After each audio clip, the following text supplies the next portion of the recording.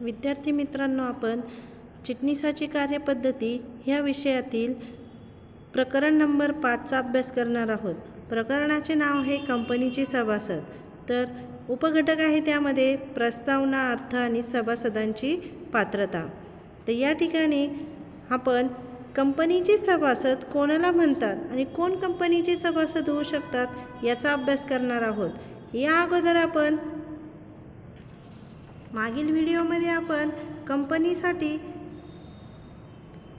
भांडवल जमा करण्यासाठी आपण माहितीपत्रक जे आहे ते प्रसारित कशा पद्धतीने केले जाते आणि भांडवल जमा करण्यासाठी जनतेपर्यंत माहिती कशी पोहोचवली जाते याचा अभ्यास केलेला आहे। तर आज आपण कंपनीचे सभासद याचा अभ्यास करणार आहोत। कंपनी जी आहे ती कंपनीची स्थापना ही कोणी केलेली असते? तर कोणतीही कंपनी असो त्यामध्ये शिक्षण, मनोरंजन व विविध व्यावसायिक उद्दिष्टे तसेच व्यवसाय अशा विविध कारणांसाठी सार्वजनिक कंपनीची स्थापना केली जाते। मग शिक्षण असेल, मनोरंजन असेल, त्यानंतर काही सामाजिक उद्दिष्टे असेल, तसेच व्यवसाय असेल, तर याची जी स्थापना आहे ही केली जाते। आता परिभाषित उद्देश व परस्पर संबंध असणारी ही एक संरचित घटक आहे। मग संस्था जरी अचेतन रचना असली तरी तिची स्थापना व व्यवस्थापन ही व्यक्तींद्वारेच केले जाते। व्यक्तींनीच स्थापना केलेली असते, कारण की कंपनी जरी स्थापन करायची असेल तर त्यासाठी व्यक्तीच प्रयत्न करतात। यासाठी आपण पाहिलेलं आहे की जी प्रवर्तन अवस्था आहे ती कंपनीची स्थापना करण्यासाठी कंपनीमध्ये जो प्रवर्तक आहे तो प्रवर्तक अगोदर कल्पना तयार करतो, आराखडा तयार करतो आणि नंतर कंपनी अस्तित्वामध्ये आणतो। म्हणजे कंपनी अस्तित्वात आणण्यासाठी व्यक्तीच आणतात, व्यक्तीद्वारेच कंपनीचे या ठिकाणी स्थापना केली जाते। मग अशा संस्थेशी संबंध असणाऱ्या व्यक्तीला सभासद असे संबोधले जाते। संस्था ही सभासदांची असते, सभासदांनी निर्माण केलेली असते व सभासदांकरिताच असते। म्हणजे संस्था ही काय आहे? व्यक्तींनी निर्माण केलेली आहे आणि परिभाषित उद्देश व परस्पर संबंध असणारी ही एक संरचित घटक आहे। आता याचा सभासदांचा काय अर्थ आहे तो आपण पाहूया। ज्या व्यक्तीचे नाव कंपनीच्या सभासद नोंदवहीत नोंद घेण्यात आले आहे आणि इतर कोणतीही व्यक्ती ज्या व्यक्तीने कंपनीचे समभाग धारण केले आहे, जिचे नाव भागपेढीच्या डिपॉझिटरी नोंदवहीत लाभप्रद मालक बेनिफिशियल ओनर म्हणून नोंदवलेले आहे, अशी व्यक्ती म्हणजे सभासद होय। आता कोणती व्यक्ती? की ज्या व्यक्तीचे नाव सभासद नोंदवहीमध्ये आहे आणि इतर कोणतीही व्यक्ती असू शकते, जिचं नाव असेल ती इतर कोणतीही व्यक्ती असू शकते, किंवा ज्या व्यक्तीने कंपनीचे समभाग धारण केलेले आहे, समभाग म्हणजे समहक्क भाग धारण केलेले आहेत, व एखादी जी व्यक्ती आहे की तिचं नाव डिपॉझिटरी म्हणजे भागपेढीच्या वहीमध्ये आहे, अशी व्यक्ती म्हणजेच कोण असते? सभासद। मग कंपनीचा सभासद होण्यासाठी दोन आवश्यकता आहेत। त्यामध्ये पहिली आहे कंपनीचे भाग विकत घेण्यासाठीचा लिखित करार। कंपनीचे जे भाग विकत घेतले जातात तो आहे एक लिखित करार। लिखित स्वरूपामध्ये करार केला जातो कंपनीचे भाग विकत घेण्यासाठी। तसेच सभासद नोंदवहीमध्ये त्याच्या मान्यतेनुसार त्याच्या नावाची नोंदणी करणे।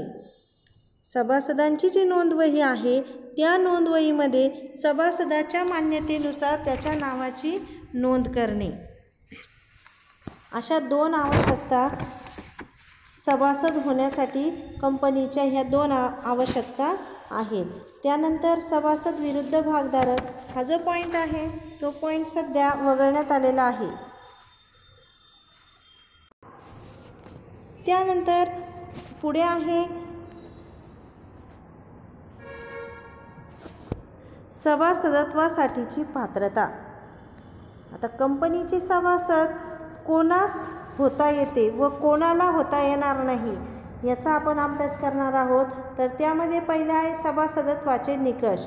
मग भागांची खरेदी करणे म्हणजे एखादा करारनामा करण्यासारखेच आहे। म्हणजेच करारबद्ध होण्यासाठी सक्षम असणाऱ्या ज्या व्यक्ती किंवा संस्था असतात, करार करण्यासाठी सक्षम असणाऱ्या संस्था किंवा व्यक्ती असतात. हा एक आहे भागांची खरेदी करायची म्हणजेच काय, तो काय आहे, एक प्रकारचा करार आहे. आणि त्यामध्ये कंपनी व सभासद यांच्यामध्ये करार केला जातो. मग हा करार करण्यासाठी सक्षम व्यक्ती असतात किंवा संस्था असतात, त्या कंपनीचे सभासद बनू शकतात. कंपनी कायद्याच्या तरतुदी, घटनापत्रक आणि नियमावलीच्या अधीन राहून कोणतीही व्यक्ती कंपनीची सभासद बनू शकते. मग कोणत्या व्यक्ती कंपनीचे सभासद बनू शकतात, तर त्यामध्ये पहिलं आहे व्यक्ती कंपनीचे सभासद बनू शकतात. मग कोणकोणत्या व्यक्ती बनू शकतात, तर त्यामध्ये आकडा आहे अज्ञान व्यक्ती. आता अज्ञान व्यक्ती म्हणजे कोणत्या, की ज्या व्यक्तीचे वय 18 वर्षांपेक्षा कमी आहे, अशी व्यक्ती कंपनीची सभासद बनू शकत नाही. अल्पवयीन व्यक्तीचे पालन करते त्याच्या वतीने भाग विकत घेतात. जे अल्पवयीन व्यक्ती आहे त्याच्यासाठी त्याचे जे काही पालन करते आहे, त्याचे जे पालक आहेत ते त्याच्यासाठी भाग विकत घेऊ शकतात. परंतु जे अज्ञान व्यक्ती आहे ते अज्ञान व्यक्ती कंपनीची सभासद बनू शकत नाही. आकडा आहे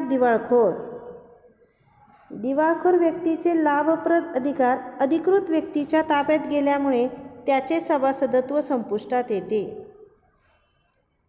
दिवाळखोर व्यक्ती म्हणजे अशी व्यक्ती की ज्या व्यक्तीची देयता नाही.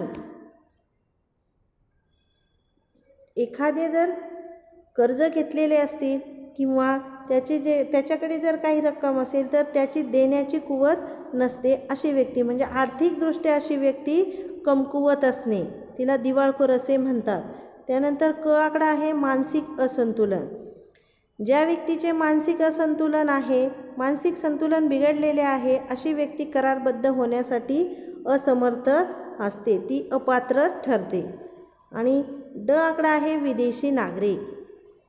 जो विदेशी नागरिक आहे तो करारबद्ध होण्यास पात्र असल्यामुळे फॉरेन एक्सचेंज मॅनेजमेंट हा जो कायदा आहे 1999, ह्या कायद्याच्या अधीन राहून भारतीय कंपन्यांचे भाग विकत घेऊन सभासदत्व विदेशी नागरिक मिळवू शकतो. म्हणजेच भारतामध्ये विदेशी नागरिकांना सुद्धा सभासदत्व मिळवता येतं. परंतु त्यासाठी हा जो 1999 हा जो ॲक्ट आहे, हा कायदा आहे, त्या कायद्याच्या अधीन राहून यांना भारतीय कंपन्यांचे भाग विकत घेऊन सभासदत्व मिळवता येते. त्यानंतर दुसरं आहे संस्था. एक आहे व्यक्ती ही कंपनीचे सभासद होऊ शकतात आणि दुसरा आहे संस्था. मग कोणकोणत्या संस्था कंपनीचे सभासद होऊ शकतात, तर त्यामध्ये आकडा आहे कंपनी ही एक कायद्याने निर्माण केलेली कृत्रिम व्यक्ती आहे, म्हणजेच कायदेशीर व्यक्ती आहे. त्यामुळे तिला स्वतःच्या नावे दुसऱ्या कंपनीचे सभासदत्व होता येते. त्यासाठी घटनापत्रकात तरतूद असणे आवश्यक आहे. मात्र ती स्वतःच्याच कंपनीमध्ये गुंतवणूक करू शकत नाही, दुसऱ्या कंपनीमध्ये गुंतवणूक करू शकते, परंतु फक्त घटनापत्रकामध्ये त्याची तरतूद असणे आवश्यक आहे. दुसरं आहे सहकारी संस्था. सहकारी संस्था ही नोंदणीकृत संस्था असल्यामुळे तिला कंपनीचे सभासद होता येते. तिसरा आहे आकडा मर्यादित दायित्व भागीदारी संस्था. लिमिटेड लायबिलिटी पार्टनरशिप ही एक ज्युरिस्टिक व्यक्ती असल्यामुळे कंपनीची सभासद बनू शकते. मर्यादित दायित्व असणारी जी भागीदारी संस्था आहे ही कंपनीची सभासद बनू शकते. त्यानंतर पुढे आहे आकडा हिंदू कुटुंब अविभक्त कुटुंब. या संस्थेच्या सभासदत्वाला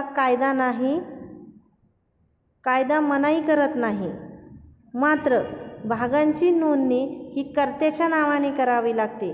कारण की हिंदू अविभक्त कुटुंबामध्ये जो कर्ता आहे तो कर्ता कंपनीचा तर सभासद असतो आणि जे इतर आहेत सहकर्ते, इतर सभासद जे आहेत त्या कुटुंबातील ते सहकर्ते म्हणून असतात. म्हणून जो कर्ता व्यक्ती आहे हा कर्ता व्यक्ती ज्येष्ठ व्यक्ती असल्यामुळे त्यालाच भाग विकत घेता येऊ शकतात. म्हणजे तो भागांची नोंदणी ही स्वतःच्या नावाने करू शकतो. त्यानंतर पुढे आहे भागीदारी संस्था. ही नोंदणीकृत संस्था नसल्यामुळे कंपनीची सभासद बनू शकत नाही. भागीदारी संस्था ही नोंदणी नाही, पण भागीदारी संस्था भागीदारांच्या नावाने भाग धारण करू शकते. जे काही भागधारक आहेत भागीदारी संस्थेमध्ये, त्यामध्ये जे भागधारक आहेत ते सेपरेट स्वतःच्या नावाने सभासद बनू शकतात, परंतु ह्या संस्थेच्या नावाने ते सभासद होऊ शकत नाही. आणि शेवटचं आहे विश्वस्त संस्था. नोंदणीकृत विश्वस्त संस्था स्वतःच्या नावावर कंपनीचे सभासदत्व प्राप्त करू शकते. ही काय आहे? नोंदणीकृत संस्था आहे, त्यामुळे स्वतःच्या नावाने सभासदत्व प्राप्त करू शकते. अशा प्रकारे कंपनीमध्ये सभासद आवश्यक असतात.